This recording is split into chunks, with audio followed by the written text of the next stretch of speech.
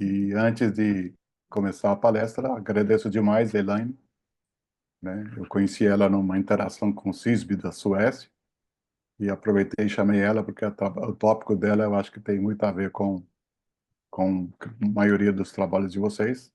Elaine, muito obrigado por aceitar nosso convite, por nosso programa, a colaboração com pessoas como você. Sou Elaine Harada, é a professora do Instituto de Computação do UFAM, né? Federal de Amazonas. Ela tem bacharelado, graduação em Ciência de Computação pela USP. Ela fez doutorado em Informática na Educação pela Federal de Rio Grande do Sul. Ela já atuou como editora, 19 e 21, como editora associada da Revista Brasileira de Informática na Educação. Desde 2021, ela é bolsista do CNPq de Produtividade em Desenvolvimento Tecnológico e Extensão Inovadora. Tá? E por vários anos ela foi coordenadora da disciplina, né, da Introdução a Programas de Computadores. E hoje a sua pesquisa, tem o interesse da pesquisa dela concentra na análise de comportamento de estudantes em ambientes de aprendizagem de programação. Ela utiliza trilha de aprendizagem, métodos baseados em dados, com o objetivo de prever resultados educacionais e facilitar e viabilizar aprendizado adaptativo por meio de Learning Analytics. Elaine, muito obrigado. O microfone é seu agora. Opa, muito obrigada, PJ, Rafael, e a esse programa por me receber. É um prazer estar aqui tratando com vocês desse assunto, dar um breve histórico de como eu cheguei nessa apresentação, porque, na verdade, ela é a terceira apresentação que eu faço sobre o tema, então ela é bastante similar ao que eu já falei nos outros lugares. O primeiro, mas assim, não foi gravada e a comunidade latino-americana não tinha quase ninguém assim do Brasil, né? Poucos. Aí eu recentemente também deu uma palestra bem semelhante, mas que eu saiba também não foi disponibilizada online. Falei, bom, então acho que essa é uma oportunidade de estar contribuindo com o programa e também, de repente, deixando online essa palestra, né? Aí depois disso, acho que eu vou parar com esse tema, que eu estou ficando muito monotemática. Mas, enfim, eu vou falar. A palestra está em inglês, mas por causa do primeiro contato que eu tive com ela, né? Mas eu vou falar em português, sim. Então, o título é Ensinar Programação em Tempos de IA Generativa, e o foco realmente vai ser em reflexões. Reflexões tanto sobre aprendizagem quanto avaliação. Então, eu não sei direito, eu quero tentar me conectar bastante com a plateia, mas eu não sei direito se vocês todos são professores, se vocês dão aula de programação, então depois vocês podem me falar isso, né? Se vocês sentem isso, ou se vocês dão disciplina, se vocês dão aula de outras disciplinas. Então, eu quero, talvez no final da palestra, né, na hora da gente conversar, trocar essas ideias com você e ver se vocês sentem o mesmo. Eu não estou com acesso ao chat. É bom eu ficar com o chat aberto ou não preciso? Eu prefiro que vocês façam alguma intervenção por áudio, se precisar, tá bom? Só para eu não Olha, dividir muita atenção.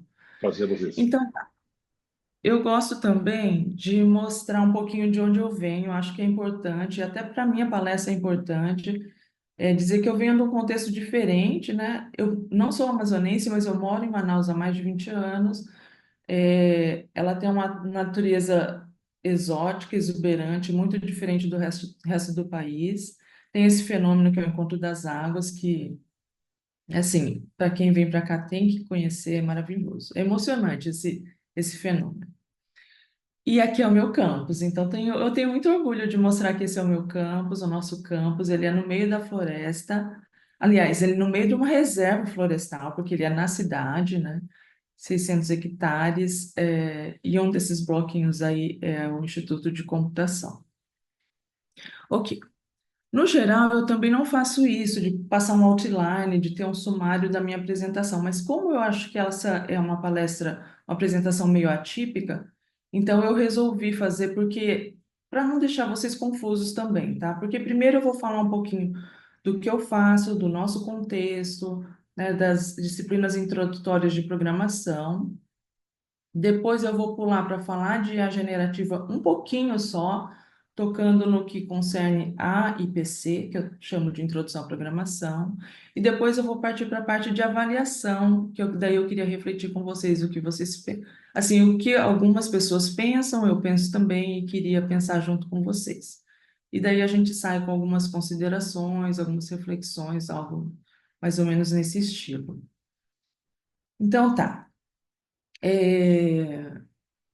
Então, o nosso contexto e de várias universidades é que a gente tem essa disciplina de introdução à programação para vários cursos, ciências exatas, engenharias e hoje em dia até alguns cursos que não são de exatas, né? Fazem essa introdução, geralmente é uma turma grande ou são várias turmas numa só, muito heterogênea, porque tem gente que vem de cursos técnicos, tem gente que nunca teve nenhum contato nem com computador. E isso é possível porque muita gente tem contato com informática através de celular, mas não com computador. Então, a gente tem essa situação assim de alunos realmente, sabe, sofrendo ali para aprender programação. Fora que às vezes eles não têm muita motivação, né? Ah, por que que eu aprender a programar? Por que que eu vou fazer programação quando eu tenho que estudar cálculo e álgebra? Então, é um desafio a gente ministrar a introdução à programação. Além do que, quer dizer, ou isso leva, né, a reprovação e desistência muito alta, assim, ao redor do mundo, que vai de 33% a 50% nessa taxa. Isso é uma pesquisa um pouco antiga, mas eu notei que não mudou muito. Só que na UFAM, cerca de metade dos alunos reprova, ou não passa, né? Não vou falar reprova, não passa. Então, isso é muito crítico, assim, né? Você oferece uma disciplina e metade não paga, recursos investidos não tem retorno, se você pensar assim, metade desses alunos não se sentiu motivado, não teve condições suficientes para passar. Então, faz um tempo que esse alarme tocou, assim, nas nossas mentes, né? Dos nossos professores, resolveu fazer alguma coisa, né? E uma das coisas que a gente percebeu, que a gente viu na literatura, é que a gente aprende programação programando, porque houve uma época, hoje em dia acho que já não acontece mais, que a programação era ensinada na lousa, né? Não era no laboratório. Inclusive foi assim que eu aprendi. Bom, então o que que aconteceu? Foi um movimento grande aqui no ICOMP, no Instituto de Computação. Eu tenho muito orgulho disso, porque assim foi um pensando de um lado, um pensando do outro, e no fim um grupo de professores se uniu e mudou um pouquinho a disciplina, né? Um dos professores, que é o professor Davi, desenvolveu um juiz online. Então, esse CodeBench é um juiz online próprio nosso, desenvolvido aqui no Instituto de Computação, né? Uma ferramenta caseira. Ela vem sendo desenvolvida há muito tempo, ela é aberta, ela não é open source, mas ela é aberta à colaboração. Então, quem quiser usar, quem quiser, né, experimentar, quem quiser criar uma turma e ministrar o curso usando o Giz Online, nosso Giz Online está bem, nós estamos bem abertos a isso. Aqui só algumas telas bem brevemente, aqui é o professor cadastrando os exercícios, os casos de teste, né? As dicas e as instruções, aí os casos de teste. E aqui é o aluno, que ele desenvolve, então, o programa na própria... A ideia é ali no GIS Online, porque a gente tem alguns GIS Online que você só faz o upload do código, né? O nosso não, a gente desenvolve lá o código e o aluno submete.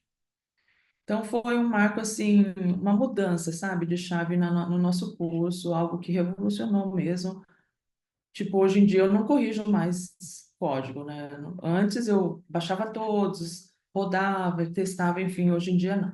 Então, foi assim, foi um ganho muito grande, porque ele, né, um autograder, que a gente fala, isso reduz muito nossa carga de trabalho.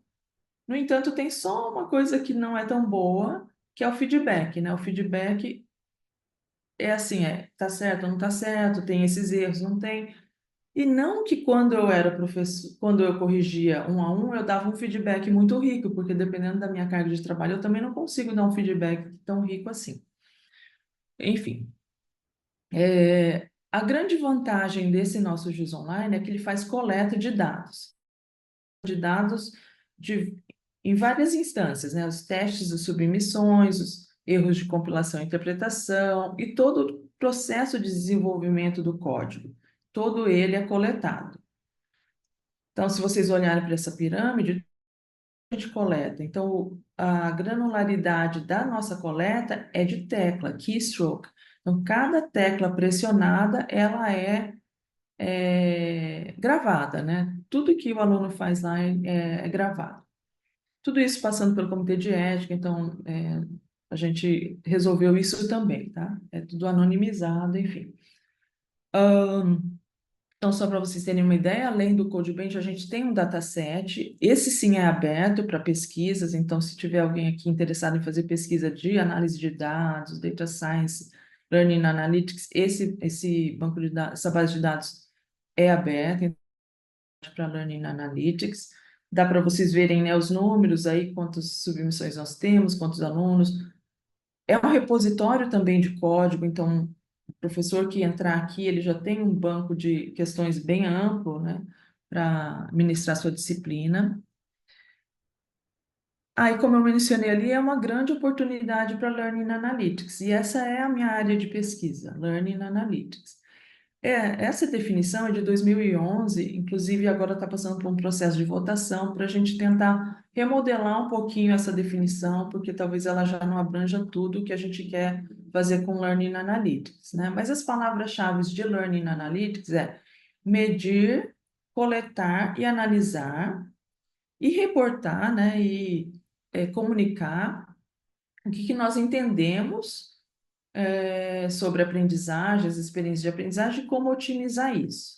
Então, se a gente for pensar, Learning Analytics tem muito a ver com dados, então tem que ter coleta de dados, mas não só coleta, não só análise, tem que ter essa devolução, tem que ter esse impacto na melhoria, tem que visar a melhoria da experiência de aprendizagem, tá? Então, tendo isso em mente, e outra coisa, eu vou fazendo alguns parênteses assim que conforme eu for lembrando, né? Vocês vão ver que essa apresentação ela foi elaborada numa época assim em que estava tudo muito confuso assim. A gente estava e não que a gente não esteja mais, né? Mas já se passaram talvez uns 6 meses e eu notei assim que de 6 meses para cá, algumas coisas já mudaram. Então, há 6 meses atrás, por exemplo, ou sei lá, 8 meses quando eu estava pensando nessa apresentação, os ânimos estavam muito exaltados, assim, nossa, o que que a IA vai fazer? O que que a IA vai fazer na nossa sala de aula? É, eu vou continuar corrigindo o trabalho, não? E eu confesso que eu fiquei muito impactada e muito confusa. Então, eu falei, vou preparar essa apresentação. E eu pensei assim, bom, não vou preparar só da minha cabeça. Então, muito do que está aqui, assim, é eu conversando com os meus colegas, é de palestras que eu vi. Então, esse slide, por exemplo, não é da minha cabeça, é de um Rafael, que é uma referência em Learning Analytics, e que eu trouxe para cá. Aí vocês vão ver, assim, que os meus slides estão mais ou menos assim, estão uns recortes, e ele reflete muito o que eu estava sentindo na época. Hoje em dia eu estou um pouquinho mais tranquila, mas eu ainda vou compartilhar com vocês que ainda tenho muitas dúvidas, muitas questões em aberto. Mas só para dizer assim que alguns slides realmente, e com permissão deles, eu trouxe direto de alguma apresentação para cá. Tá, voltando então para o nosso trabalho, eu vou falar bem rapidamente de algumas coisas que a gente fez ou está fazendo, só para vocês terem uma ideia do que é possível fazer com Learning Analytics, com mineração de dados educacionais, o que é possível fazer com essa coleta, tá? Lá no final vou chegar assim aonde que nós pretendemos chegar, onde que eu acho que a gente deve investir.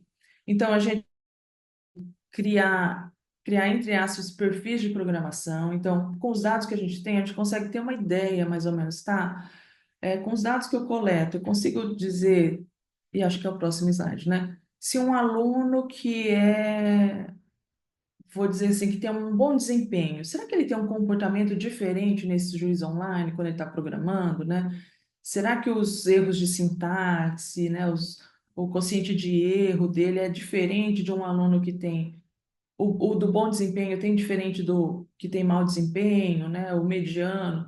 E isso foi a tese do Felipe, meu aluno de doutorado, e a gente conseguiu clusterizar isso. Então, isso diz alguma coisa para a gente. Claro que não é para generalizar, né? Mas no nosso caso, no nosso dataset, a gente conseguiu ver algumas mudanças, alguns comportamentos diferentes se a gente agrupar os alunos conforme o desempenho. E sempre pensando assim, né, tá, eu tenho isso, mas o que que eu faço com isso? De repente eu mostro para o professor esse cluster, tem o valor de referência, e ele fala, olha, o Caio, um aluno hipotético, né, tá mais ou menos nesse agrupamento. Você quer fazer alguma coisa? Isso indica que ele está com dificuldade, ou isso indica que ele é um aluno que está desempenhando bem. Você quer, né, fazer um pair com outro aluno que está com dificuldade? Então, a gente sempre tentou trazer assim, tá, eu tenho esses dados, mas como é que eu trago para o professor? Então, vários desses trabalhos vão ter essa imagem do professor e dessa possível intervenção.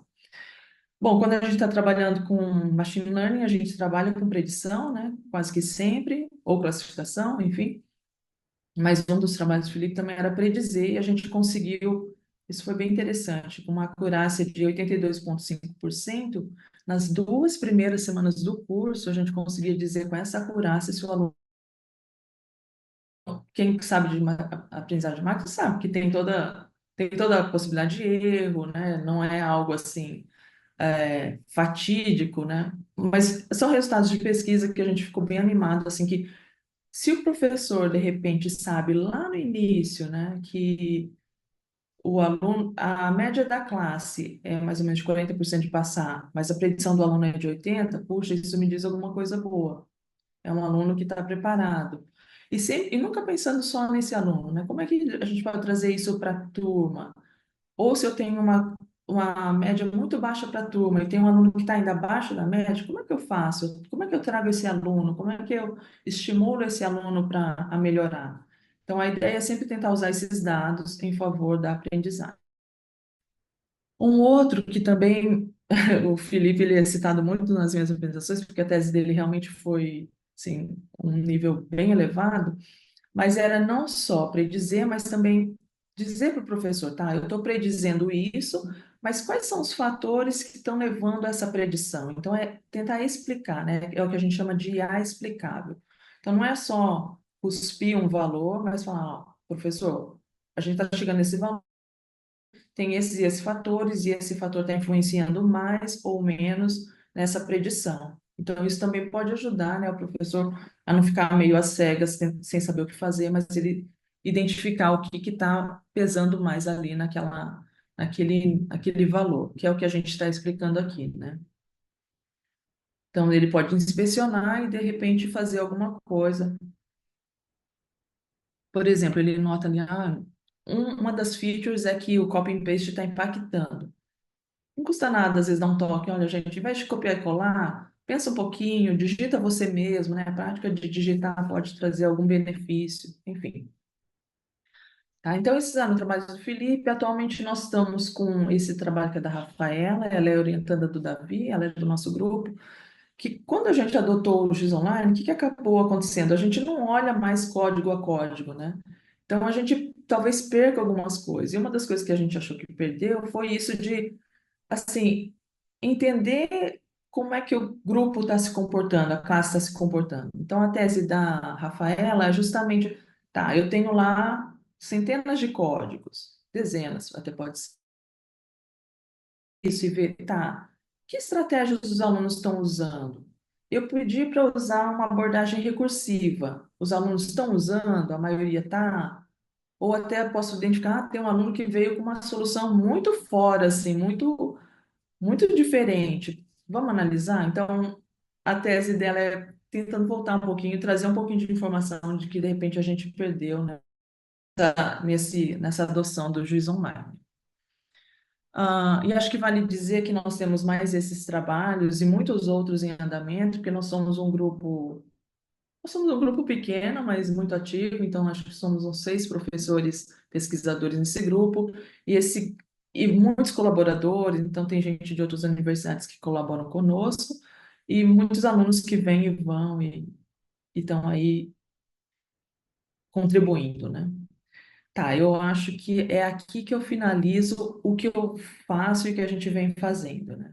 Aí eu decidi dar essa parada porque e daí, assim, eu sempre vou fazer a pergunta, que é para vocês também refletirem, e eu vou dar a minha resposta, né, no meu caso pessoal. Então, com isso tudo, né? Isso é o que a gente tinha, e vejam que a gente não tem nada de IA ainda, né? A gente está usando IA para pesquisar, tal, mas a gente não está usando o IA de fato, assim, para intervenções. Então, que dificuldades vocês estão encontrando? Por quais dificuldades vocês estão passando? No nosso caso, é que a gente fez tanta coisa, mas os índices de são altos. Então, nossa, várias vezes já pensei, nossa, o que a gente está fazendo de errado? O que mais a gente tem que fazer para melhorar, né? Então, deu um pouco de...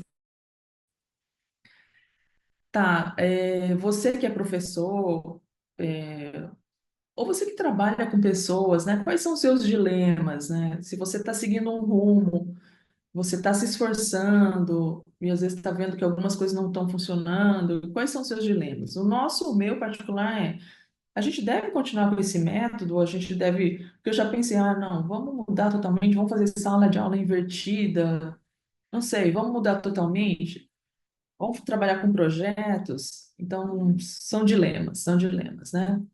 E uma pergunta que eu também coloquei aí é: como que você acha que você pode ajudar os alunos, a sua instituição e os seus colegas? Eu acho importante isso, porque eu reconheço que nós chegamos onde nós chegamos, nós temos o que nós temos, porque nós realmente pensamos em ajudar tanto os alunos quanto a instituição a melhorar e ajudar uns aos outros. E no meu caso específico, então, eu decidi que o meu foco vai ser pesquisa em Learning Analytics. Eu acho que eu, particularmente, consigo ajudar. Ok.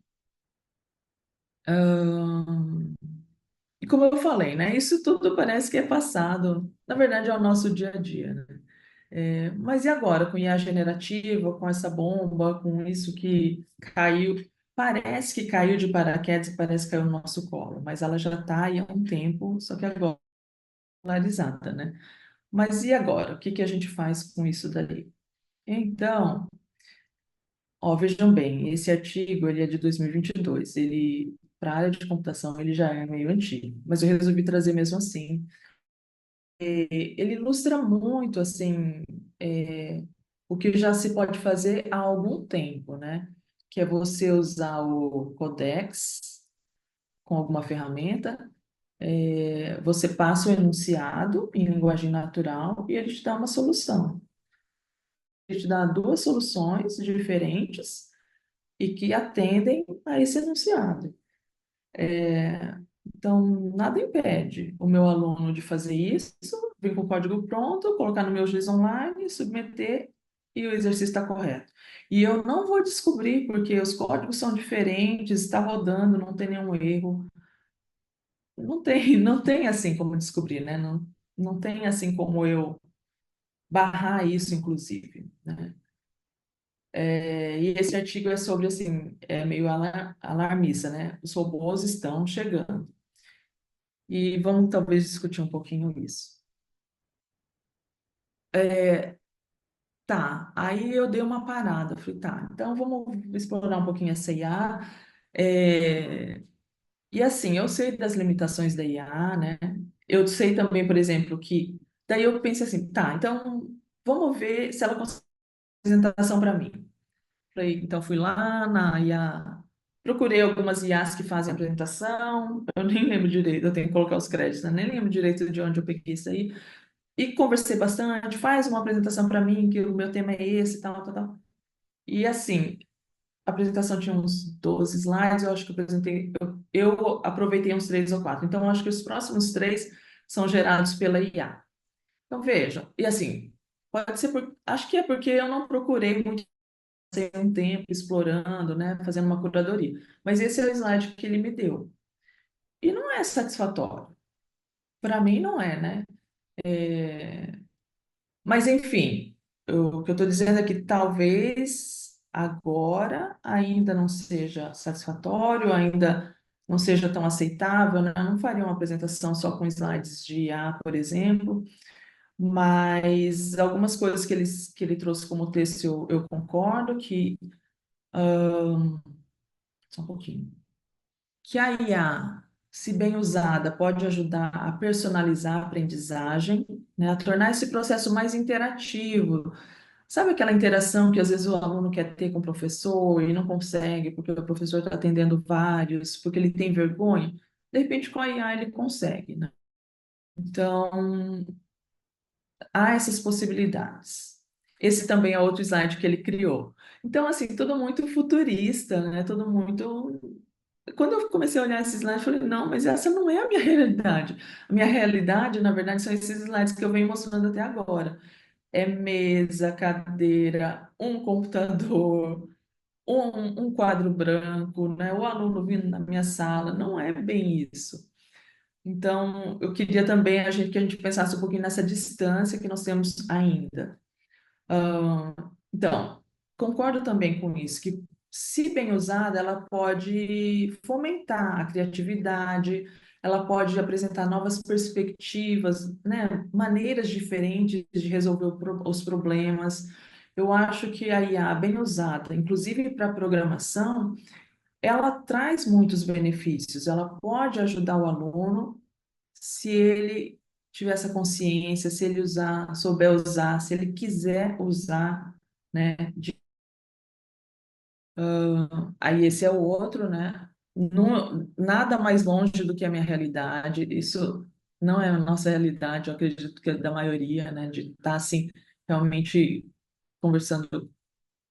Tá, parentes. Não desse jeito, conforme essa figura, né? Mas se a gente pensar, tá, eu estou conversando muito com a IA no chat GPT, então daí já começa a ficar um pouquinho próximo, né? E pode criar, e aí é um dos desafios, é criar essa dependência da IA. Então, tudo que eu vou fazer, eu preciso da IA, já não tenho muita segurança, eu não crio essa segurança, porque eu acabei dependendo muito, e pode levar, inclusive, né?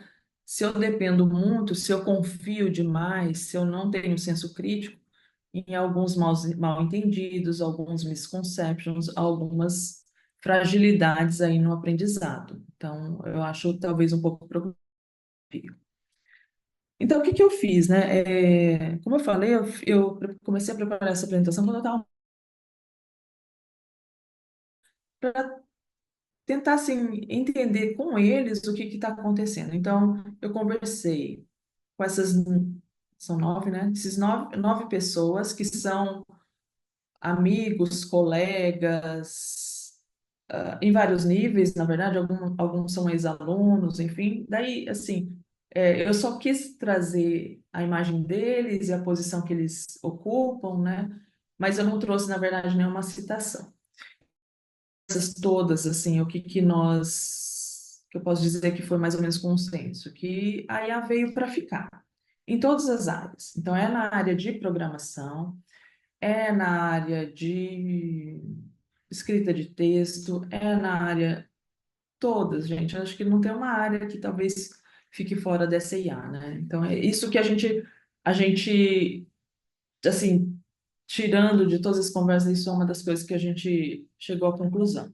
Outra é que atualmente nem todas as áreas se beneficiam da mesma forma de IA. Mesmo em computação, em programação. Eu tenho um relato de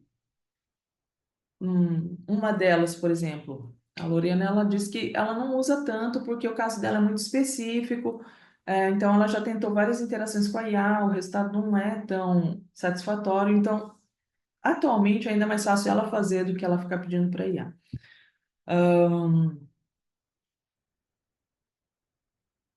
Mas a maioria usa e talvez não use tanto para coisas assim muito que exijam muita confiabilidade. Talvez seja esse o resumo. Outra coisa, assim, é meio dividido. Tem gente que é mais otimista e tenta olhar mais para o lado, ah, não, isso veio para nos ajudar, isso vai nos ajudar a nos desenvolver mais, isso vai potencializar, né, as nossas capacidades. Fica um pouco mais cético, tem um pouco de medo, talvez um pouco de pessimismo. Eu vou falar um pouquinho dessa parte de pessimismo, um pouquinho de preocupações, na verdade, mais para frente. Outra coisa penso nas nossas conversas é que a gente não sabe o futuro. Então, mas esses e várias pessoas que não estão aqui que eu converso, a gente não sabe o futuro. E olha que eu sou muito ruim de predição. Eu não consigo predizer muito bem, mas nesse caso específico, pior ainda, sabe? Dizer, se perguntar assim, como vai ser o futuro daqui, nem daqui a 2 anos, na verdade, eu não sei. Então, isso foi assim algo que eu vi em todas as conversas. Nós não sabemos até onde isso vai, onde isso vai parar, que isso vai impactar. Então, imagine, né? Quando a gente não sabe, isso causa algumas ansiedades aí que eu também vou comentar no futuro. E uma das minhas preocupações, e eu vejo que é de alguns colegas, tanto que está até publicado, né, num artigo de uns colegas meus, e isso foi retirado da palestra do professor Seide, da USP, que uma das preocupações, principalmente para a gente que é brasileiro, que, né, mora num país em desenvolvimento, no sul global, será que essa IA, e agora eu estou falando IA na educação, vai aumentar essa desigualdade que nós já temos, né? Essa é uma preocupação muito grande, sinceramente, assim, como pesquisadora e como pesquisadores, né? Que impacto isso vai ter? Porque, olha, não é a minha realidade aqui em Manaus, mas no interior do Amazonas, em algumas regiões, a realidade é essa. Então, essa foto que tem aí, tipo um estrado, é porque o rio ele flutua muito, né? Ele varia muito o nível. Então tem épocas de quase cheia que a gente eles têm que colocar os tapumes e assistir a aula. Ali tem uma TV, né? Então é uma transmissão via satélite das aulas. Aí são professores, na verdade, tutores tendo a capacitação. Em alguns outros casos, o transporte é fluvial mesmo. Então, tendo isso em mente, né? O que que a gente consegue pensar sobre isso? Isso já não é aqui em Manaus, mas isso pode ser uma foto de qualquer região do Brasil, inclusive, né? Não tem asfalto, não tem saneamento direito, não sei direito, parece que tem satélite ali, mas não sei se tem internet direito. É, Aí eu trago para vocês, isso daqui é uma matéria lá do Fórum Mundial, eu acho, né? FMI. Então, olhem esse gráfico, né? Aí tem um gráfico assim, que o índice de preparo para IA e a exposição a empregos que também usam bastante IA. Que coisa está o link aí. E olha o que que a gente vê, né? Que países, né, de economia avançada, que são os lá de cima, têm um índice de preparo maior e uma exposição maior a esses empregos. E nós que estamos aqui como emergentes ou de low income, estamos ali com menos oportunidades, menos exposição. Ahn, Daí essa é uma matéria talvez um pouquinho mais otimista, que talvez se a gente usar IA, e aqui eu já estou começando a ir mais para o lado, se a gente usar IA para diminuir esse gap, para diminuir a informalidade que é muito alta na América Latina, usar IA para o bem, usar IA para diminuir essa distância, essa desigualdade, será que é esse o caminho? Aí eu passo então para as outras perguntas, né? Como é que você vê o uso da IA generativa na então, eu já falei um pouquinho, né, de como é. Eu queria que vocês pensassem para vocês mesmos como é que vocês estão vendo isso, recebendo isso, como é que vocês planejam daqui para frente. Vocês já pensaram um pouquinho, né? Como é que vai ser? Teve uma época que eu, inclusive, eu falo, não, não vou usar isso não, gente. Ai, dá mais trabalho. Não teve como evitar. E uma vez que eu usei, eu percebi o potencial, não tem como voltar atrás, né? Então, o meu moving forward vou usar, vou tentar ver todo o potencial, sem também, vou tentar ver todo o potencial. E outra coisa, a pergunta que eu acho que é importante é: você tem alguém você tem com quem discutir isso, né? Eu acho que eu cresço muito quando eu sento e converso com algumas pessoas e discuto sobre isso, não fica isso só na minha cabeça, ou não fica eu só lendo notícias alarmistas, tá? Acho que seria bom, cada um se fazer, cada um se responder. Aí eu trago aqui, como eu falei, né, uma colagem de várias apresentações, de vários materiais, porque realmente a minha cabeça tá assim, tá? É, porque eu pensei, não, não é possível. Bom, agora todo aluno pode copiar e colar. Eu não tenho como avaliar se realmente foi ele que fez, apesar de que tem pesquisas nessa área, né, de avaliar se o aluno que está fazendo o mesmo, se ele copiou e colou, enfim.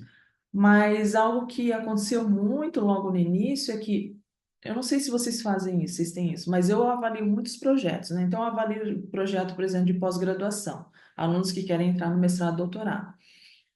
Então, antes vinham uns textos assim, alguns textos, né, meio complicados, com vários erros, que não foram revisados. Agora, hoje em dia, não. Hoje em dia, os textos que eu pego são bem escritos. Mas aí, ué, peraí. Mas agora eu estou analisando o texto escrito por humano ou por IA? Porque se for humano, entre analisar um texto humano, feito por humanos com um pouquinho de erro e analisar um texto que foi feito só pela IA, eu prefiro analisar o texto produzido por humanos, né? Não faz sentido eu ficar analisando um texto produzido por IA.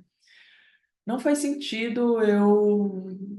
Não é isso que eu quero, né? Eu realmente não quero ficar avaliando textos sem um senso crítico, sem o aluno ou o candidato ter refletido sobre isso. Então, eu pensei muito sobre avaliação e eu já tinha ouvido, na verdade, umas palestras do professor Mariano Pimentel, ele é da comunidade de informática na educação e algumas outras.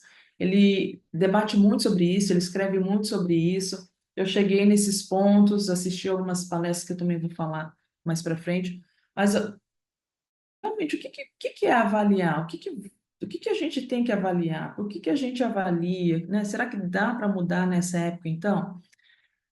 Então, daí tem uma diferença muito grande entre exame e avaliação. E ele faz essa distinção nesses artigos que ele publicou, né? E no material que fala realmente sobre exame e avaliação.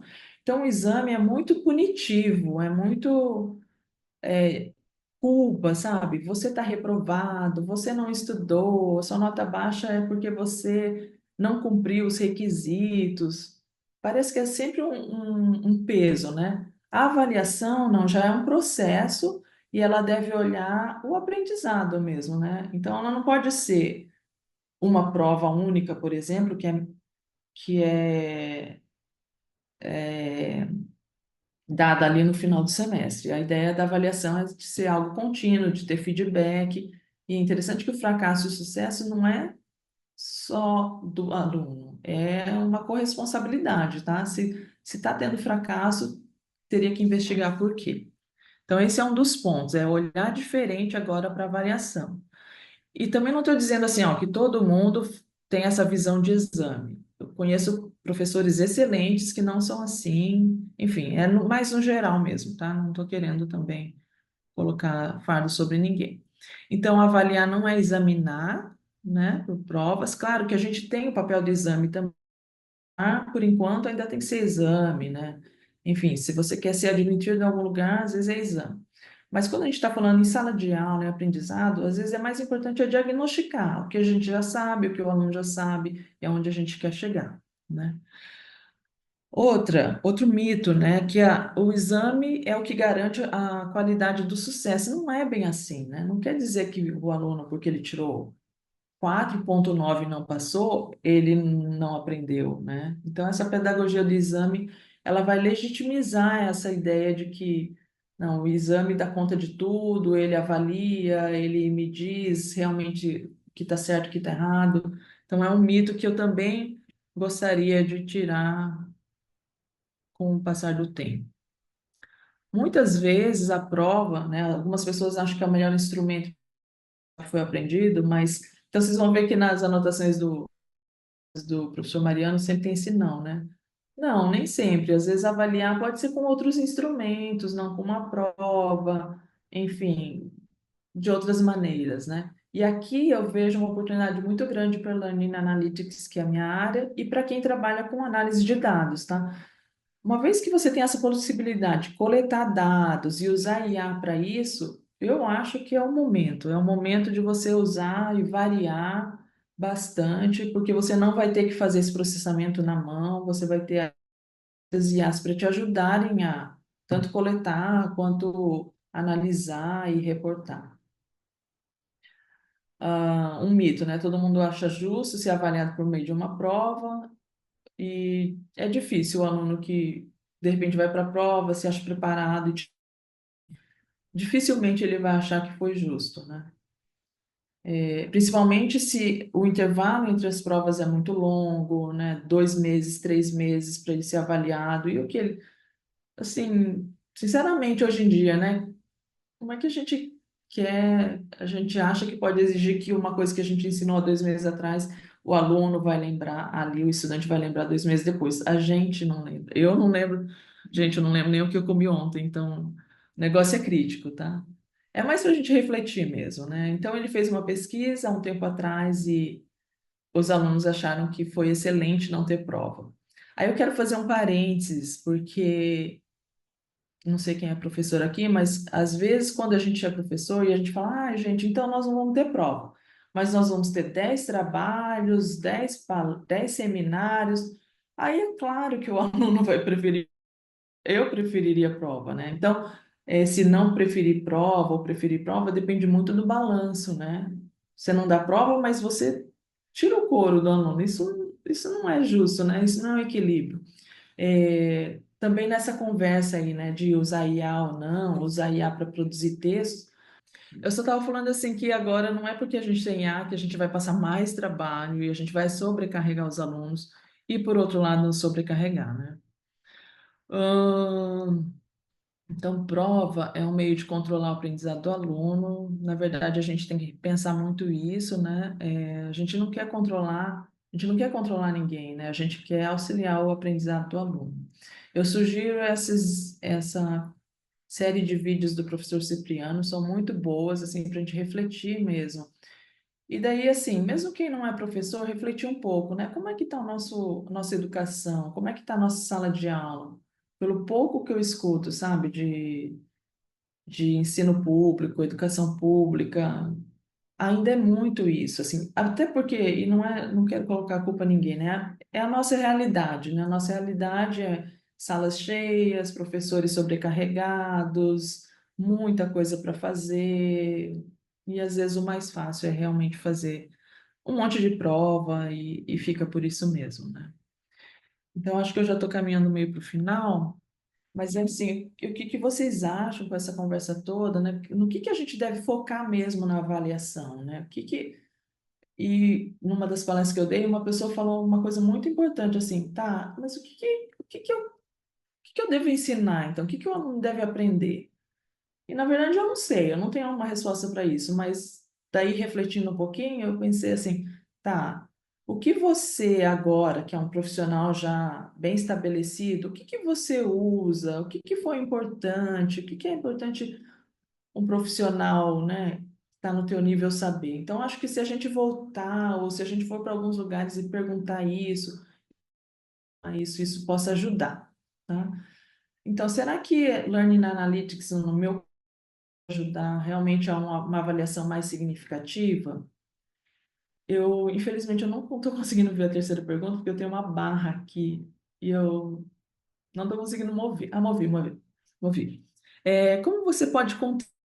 Essa é uma pergunta também, né? E aqui é uma pergunta que também tira um pouquinho da responsabilidade, porque você não é obrigado a fazer tudo. E a ideia da pergunta é essa: como é que você pode contribuir? Pode. Como é que você, né? Que capacidades você tem? Porque eu estou dando essa palestra, mas eu sei que nem todo mundo é professor, nem todo mundo é da área de IA, nem todo mundo é da área, né, de Learning Analytics, mas às vezes você é um gestor e você pode apoiar. Às vezes você é um aluno e você pode apoiar com ideias, sendo um bom aluno, enfim, mas como é que você é pesquisador, mas em outra área, mas você pode trazer alguma contribuição ou para a tua área ou para a área de educação? E acho que uma das perguntas mais importantes é o que você realmente quer fazer. Então, eu estou muito buscar coisa que realmente eu quero fazer, não ficar fazendo tudo ou fazendo qualquer coisa, mas buscar algo que é significativo para mim. E eu acho que essa é uma pergunta importante nessa era de IA, sabe? De não ir. com a manada, não se desesperar tanto e pensar, dar uma parada e pensar assim, o que que eu quero fazer, né? Como é que eu posso usar isso? Como é que isso vai trazer algum benefício para minha vida? E agora acho que esse é o último mesmo, fechando a minha apresentação, o que eu queria deixar, assim, que eu acho tanto o ensino quanto a aprendizagem deveriam ser sem ansiedade, sabe? Eu vejo muita gente ansiosa, eu vejo muita gente preocupada, futuro, não sem razão, tá? Mas será que a gente pode tentar aliviar um pouco isso? E se a gente conseguir, será que isso não vai trazer algum benefício? Sem sobrecarga. Então, não vamos sobrecarregar o aluno, não vamos sobrecarregar o professor, também não vamos sobrecarregar emocionalmente nenhum nem outro, sabe? Acho que quando a gente vê que está nesse nível, talvez seja bom parar um pouquinho. Tentar focar em aprendizagem com propósito. Então, não é isso, agora eu vou passar milhões de trabalho, os alunos que se virem, e você faz aquela coisa meio sem saber o que está fazendo. Então, que tal a gente tentar aprender com propósito, com objetivo, né? E para finalizar, é fazer o que é correto, porque é muito o que não é correto nessa era de IA. É muito fácil a gente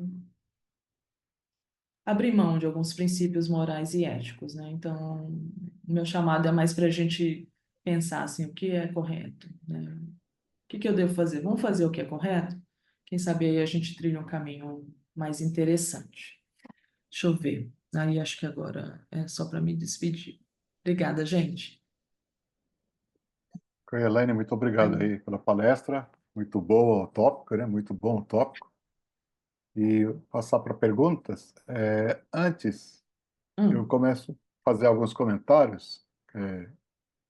Como o Rafael e eu somos moderadores, a gente tem direito de fazer perguntas primeiro. Então, hoje em dia que eu vejo, especialmente Python, tem tudo. Qualquer problema, se o aluno, não precisa ser aluno, qualquer pessoa entender um pouco, ele consegue chamar a biblioteca, não fica nem preocupado com o algoritmo. Mas os alunos que estão desenvolvendo iniciação científica, ou tese de mestrado ou doutorado, em alguns casos eu vi que eles usam, é assim que parâmetros funcionam e acabou. Entendeu? Então, não sei como fazer essa motivação para eles entenderem que tem que entender um pouco, não precisa codificar, né? Hoje, a estrutura de dados, por exemplo, ele tem uma ideia como funciona a fila. Mas sem entender já chamar a biblioteca e resolver o problema, eu estou preocupado, especialmente alguns alunos estão indo para essa direção pela minha pouquinha experiência. Como Sim. tentar mudar essa cultura, né? Vamos dizer assim. Olha, eu não sei nem se eu tenho a resposta, porque assim, na verdade, assim, deixa eu tentar. Eu acho que, e olha como é difícil, né? Porque talvez é você sentir, é uma atitude assim geral, né? Então eu posso conversar com a turma como um todo e tentar motivar e tentar. A gente, como professor, a gente às vezes fica batendo na mesma tecla várias vezes, porque às vezes precisa, né? Assim Exato, como exato. filhos, às vezes a gente tem que falar várias vezes. É. Então, se for específico de uma pessoa, às vezes eu tento ver assim, Ah, não, ó, sim, é da sim. pessoa, né? A pessoa está com É, problema de motivação, sei lá, a índole da pessoa é meio de sim. só copiar e colar. Mas é difícil, né? Eu acho que É bem difícil. vale algumas conversas assim de vez em É. quando. Não, é a pergunta eu fiz, porque eu tenho conversado muito com geração nova, vizinhos, amigos e tudo. Uhum. Impressionante que um bom número, até razo significativo, meu filho querem fazer graduação. Porque tem amigo lá que não fez graduação, fez uns cursos online, está trabalhando em ciência de dados, está ganhando muito dinheiro. Uhum. Então, esse que um veio fazer tal, estão levando assim, pô, eu não preciso fazer graduação, entendeu? Uhum. Por isso que eu fiz essa pergunta, porque aparentemente as coisas estão muito fáceis. Mas meu medo, quando existe um desafio grande, sem um conhecimento básico, estatística, cálculo, né? ou Uhum. entender melhor como funcionam as bibliotecas, mas para isso tem que ter base. Eu acho que eu tenho medo que eles vão ter uma frustração muito forte. E aí, a minha maior preocupação é desistir de tudo, entendeu? Eu entendi. Eu entendo completamente a tua preocupação. É, Eu compartilho, inclusive, dessa preocupação. sim. É, Não, mas mas é também, difícil, é um né? desafio grande. A educação, realmente, a educação é um problema em qualquer país. É, e a gente nem pode dizer, ah, não, você precisa fazer graduação porque você vai se dar bem. A Não, gente não, sabe não, que não é não, sempre assim, né? não. Mas, assim, eu acho que vai um pouco naquela linha, investe naquilo que faz sentido para você. É, Para nós faz sentido estar sempre aprendendo, né? exatamente. Sim, faz sentido. É. Estagnar para nós é alguma coisa que a gente não cogita muito, mas algumas pessoas não são assim. Eu acho que a gente está num momento tão assim de Sim, disrupção, sim, né? exato. De, de chacoalhão mesmo, assim. Sim, sim. Mas eu não tenho uma resposta, desculpa. Não, não, não sei, só para comentei, porque eu queria É uma deixar assim, discussão. que eu achei Ah, importante para refletir. sim, Muito obrigado, sim. aí.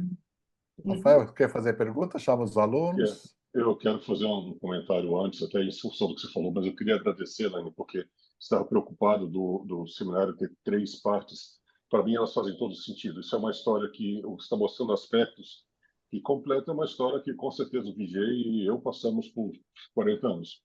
Primeira coisa que eu preciso fazer, antes de falar para a pessoa, é mostrar as minhas credenciais de autoridade em programação.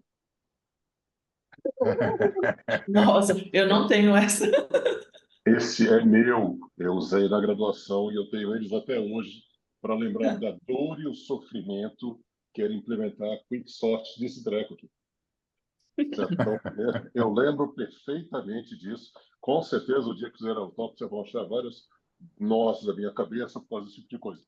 Mas eu tenho outro lado também. Eu também fui professor. Quando eu comecei minha carreira acadêmica, né, em universidade mesmo, no pós-doutorado, eu fui professor de programação. E eu usava o quadro. E eu ouvia os alunos reclamar, mas tem um computador lá embaixo. Maravilha, depois você vai e testa no computador para ver se você está certo ou não. Não sou nem eu que vou falar. Isso deu um poder para a gente. A gente consegue olhar pequenos trechos de código e saber se está certo ou errado, sem precisar de um computador. Por que isso é importantíssimo hoje? E, eventualmente, eu vou apresentar isso de maneira um pouco mais formal. Porque hoje o que você tem é raro, até o dia que comentou esse caso aí do pessoal que está estudando ciência de dados, é raro o caso onde você tenha que desenvolver uma aplicação que ela tenha centenas de linhas de código. Você está, às vezes, pegando pedacinhos de Lego, montando num pedaço diferente para resolver um problema pequeno, especialmente em ciência de dados. Então, isso não vou dizer que é moleza, porque você tem que saber o que está fazendo.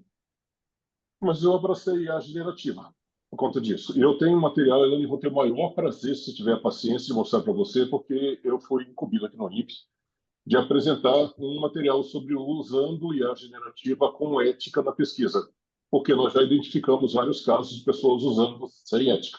O INPE é um instituto que só tem pós-graduação. Você tem uma Ah, diferença. É um instituto de pesquisa, nós temos 7 programas de pós-graduação, e os usos que a gente achou de IA generativa sem consideração ética, eles são tão, me desculpem, eu acho que não tem nenhum dos envolvidos aqui, eles são tão triviais que bastava a pessoa aprender a usar a IA generativa com ética, que ela tem um resultado melhor e mais justificável. Um caso claro que a gente já está vendo é citações inventadas. Alguém sim. mandou lá e a pessoa recortou e colocou isso no trabalho. E eu queria lembrar a todos os alunos aqui dentro, nós somos treinados alguns com isso aqui e outros com ferramentas um pouco mais modernas. Mas a gente está treinado a ler e olhar e falar, eu nunca imaginei esse paper, eu vou procurar ele no Google Scholar, esse paper não existe. E a partir daí todo o crédito da sua tese ele vai embora por causa de uma escorregadia. Então a gente vai ter um material aqui, inclusive, que foi quase comissionado pela Biblioteca Central do INPE, sobre o uso com ética. E eu abraço a ideia do uso com ética por uma razão. Eu não quero mais fazer isso. Eu perdi noites da minha vida tentando programar esse tipo de coisa, dava errado e volta e fica, vai. Depois, quando tive um computador pessoal, eu falei, uma maravilha. Quando eu tive um computador pessoal, eu vou contar a história de velho, agora aguenta em 5 minutos. Eu aprendi a programar em Pascal. Eu consegui o software, o Turbo Pascal, que era um livro de 600 páginas. Muitos anos depois, eu dava aula de Java. Eu comprei a biblioteca da API de Java, a documentação, que eram 3 livros, um total de 4.800 páginas. Logo depois veio a internet. Quer dizer, isso é uma evolução, é inevitável. Agora, como em qualquer evolução dessa que a gente tem, a gente abraça e domina, a gente não se deixa dominar. É só uma opinião que eu queria passar, mas novamente eu agradeço a sua apresentação. Ela é questão de conscientização, é que nem a eletricidade. E eu lembro a todos que quando inventaram a locomotiva, médicos ingleses falavam: não use, que todo mundo vai morrer. Isso é história real. A locomotiva ela acelera tão rápido que vai quebrar o corpo do ser humano, não pode usar. E hoje a gente tem locomotivas, trens a 400 quilômetros por hora, e até onde eu sei, ninguém está morrendo lá dentro por causa da pressão. Então, e até aí é inevitável, os americanos falam, o gênio saiu da garrafa, que a gente tem que aprender a dominar, e não ser dominado e ir pelo caminho mais fácil. Novamente, obrigado, mas eu queria passar agora a palavra. Nós temos comentários aqui. Eu posso ler rapidinho os comentários, ou onde é que está o Eduardo, se quiser falar diretamente, também esteja à vontade. Se quiser ligar o microfone, ou então eu falo por aqui. Acho que até mais dinâmico, mas depende Isso. deles aí. Essa é do Eduardo Furlan? Isso. É, Ele é aluno de doutorado aqui da gente e professor de curso de engenharia e de computação. Ele usa a IA generativa Li- na pesquisa. Opa, vamos lá. li- Tudo bem, professor? Liguei o microfone. Perfeito. Eu fiz só comentários no chat, achei muito interessante essa palestra, Obrigada. gostei demais. Eu, conforme essa palestra foi caminhando, eu fui relembrando de todos os problemas que eu tenho na sala de aula, e esses assuntos são todos pertinentes. Adorei essa palestra. Muito obrigado. Obrigada, Eduardo. Obrigada mesmo. Foi um abrir de coração, assim. E olha, uma coisa, não sei se você vai perguntar alguma coisa, senão eu vou comentar rapidinho. Não, era só esse comentário, Ah, tá. só Porque para daí, agradecer. obrigada também. Na última palestra que eu dei, daí um de que estava na plateia falou assim: Nossa, muito obrigada pela sua honestidade. Porque realmente nessa palestra eu falei: Gente, essa palestra você. Não é que eu não seja, né? Mas nessa foi intencionalmente assim, bem de abrir. Eu falei: Se tem uma coisa que o ser humano consegue ser, é honesto.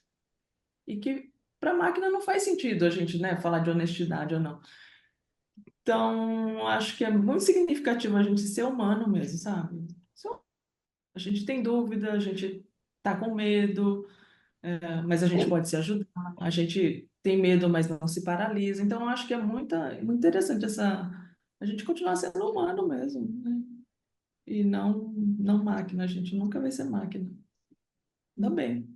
Muito obrigado, professora. Adorei a Obrigada. palestra. Obrigada também. Obrigada. Felipe?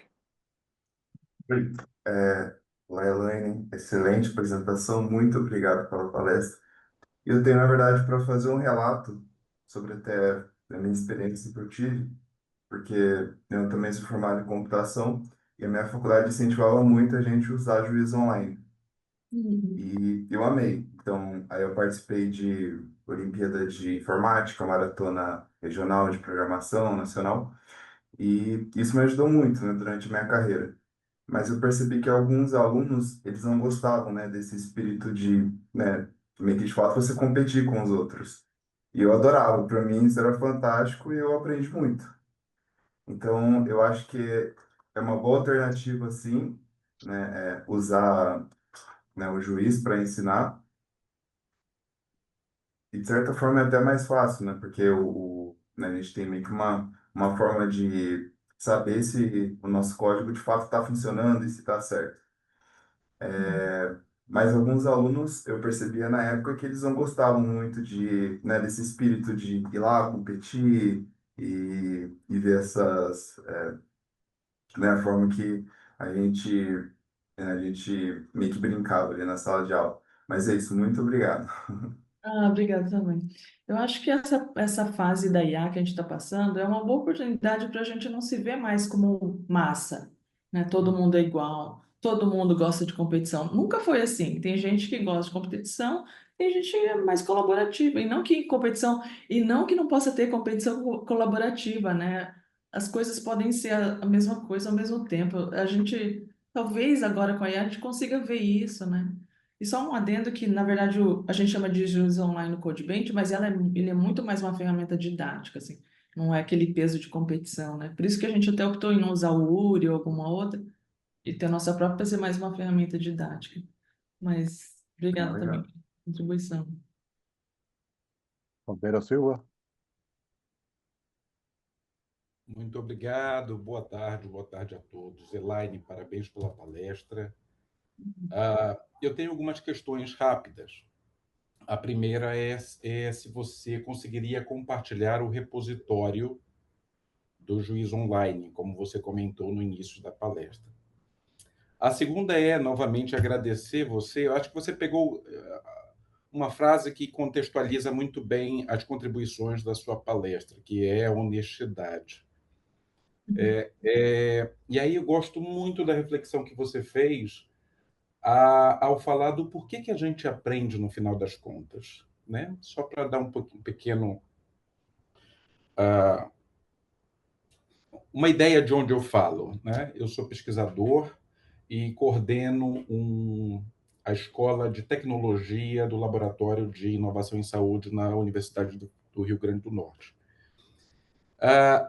E o que acontece é que eu me coloco pensando realmente do porquê que a gente aprende no final das contas, qual o propósito final. Porque eu penso que as tecnologias que chegam agora têm o poder de desafiar, inclusive, os motivos pelos quais a educação existe. Sim, sim, E quando você traz essa questão da honestidade, dizer, não, pera lá, tudo bem, qual o propósito final, né? Será que e na minha atuação enquanto contribuição dentro da sociedade, como que eu me vejo contribuindo? Acho que é uma questão interessante que você traz, inclusive no início da sua palestra, falando de como que você se vê contribuindo, né, na academia, né, falando sobre a sua pesquisa. E eu penso que as novas tecnologias fazem a gente refletir sobre isso, o papel da educação no final das contas, né? Porque, claro, vai existir a necessidade de que eu entenda profundamente de como funciona cada pacote, qual método matemático eu estou usando para resolver esse ou aquele assunto, mas por vezes, e na maioria das vezes, talvez não seja importante eu ir lá, na analogia que a gente está usando na computação, ir lá escovar bits, né? Porque sim, a ideia de resolver um problema, mesmo que superficialmente, é alcançada por muitas vezes, né? Então, é sim, claro, tem sempre a necessidade da gente ir lá entender o que está se passando por baixo dos panos, né? É assim que a ciência avança, né? O professor comentou agora há pouco sobre alguns avanços tecnológicos, né? Falando sobre eletricidade também. É verdade, hoje a gente ainda precisa, e vai sempre precisar, entender lá na parte diminuta, como que funciona na física, né? Mas na enorme maioria das vezes eu não preciso, eu só vou simplesmente plugar a minha tomada no meu equipamento eletrônico e tudo funciona como mágica, né? sim. Mas eu acho super interessante, eu quero novamente agradecer e só colocar esses pontos, né? Puxar esse fio do novelo, né? Que tem muita coisa que a gente não conhece, né? Tem muita coisa que a gente não faz a menor ideia para onde vai, né? E eu me pego também refletindo sobre essas questões, né? Ah, muito bom mesmo. Só queria também, então, fazer, se me permite um adendo, que realmente a gente fica pensando, né? Nossa, então não preciso estudar mais, que foi o que já falou, não preciso fazer mais faculdade, eu não vou ter mais professor, né? A IA vai substituir os professores. Claro, gente, não vou negar, dá às vezes uma preocupação, né? Qual o meu papel, então, como professor? Aí eu volto, sento um pouquinho, reflito, né, no que eu posso contribuir, como é que eu posso estar perto do aluno, como é que eu posso ajudar o aluno, como é que é, né? Uma IA não vai fazer isso. E às vezes é aquele físico mesmo, o aluno vem na minha sala, e, né, tira a dúvida. Enfim, não acho que está no ponto ainda da gente ser substituído e não quero viver com essa ansiedade. É muito ruim viver com essa ansiedade, né? De incerteza. Então, não, vamos fazer o que a gente sabe fazer, vamos procurar sempre estar aprendendo, sem muita ansiedade. Obrigada também, viu?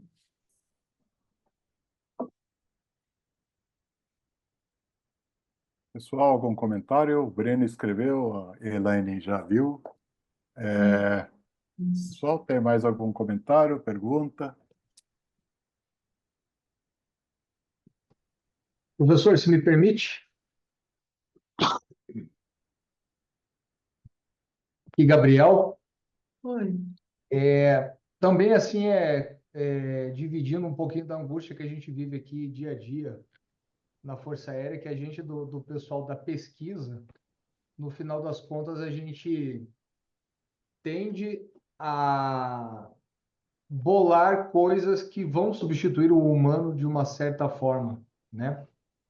Aqui dentro do Instituto, a gente tem, inclusive, a linha de pesquisa de aeronave autônoma, né? Então, assim, vai contra o senso da Força Aérea Brasileira, que é formar pilotos, e a gente está ali buscando substituí-los pela máquina, né?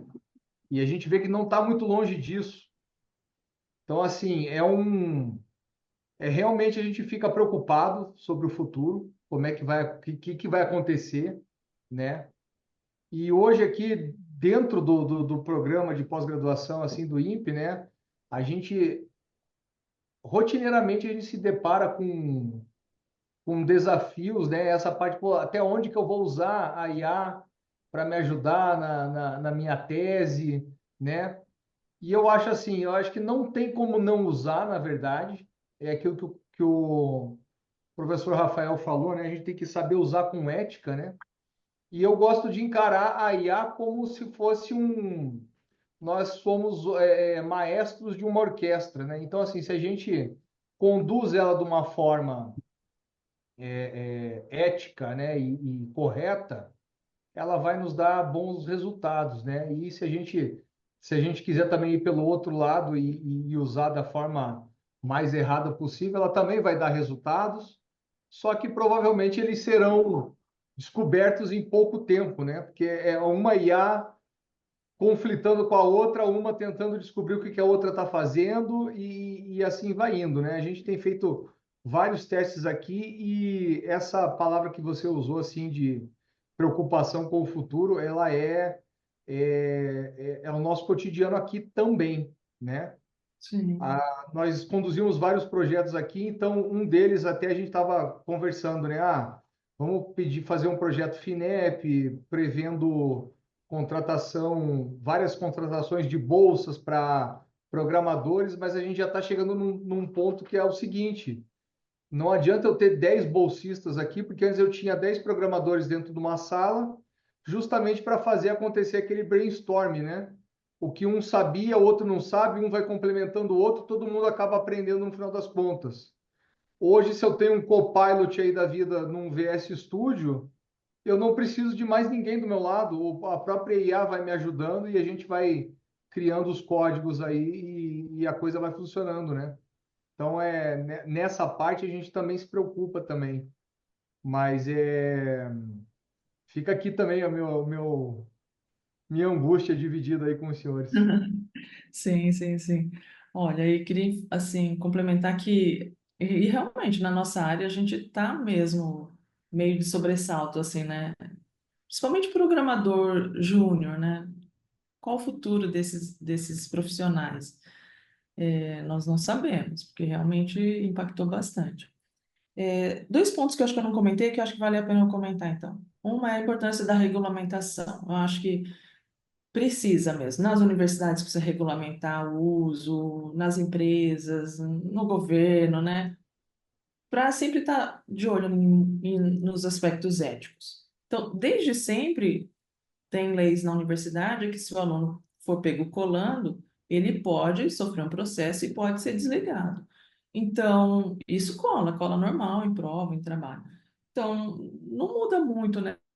Acho que só tem que atualizar e pesquisar mais, mas havendo regulamentação, acho que isso já ajuda muito a nos dar um passo.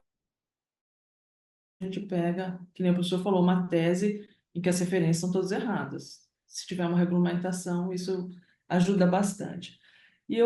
Isso numa conversa com outro colega, às vezes a gente deixa de lado um pouquinho assim o que a gente vem sonhando, né? A gente vem sonhando com menos trabalho, a gente vem sonhando com a IA automatizando muitas coisas que a gente tem que fazer. Eu faço muito trabalho que eu não gosto, que, nossa, se eu tivesse um assistente para fazer isso, eu gostaria muito, né? Fazer meus relatórios, fazer minha frequência, fazer não sei o quê.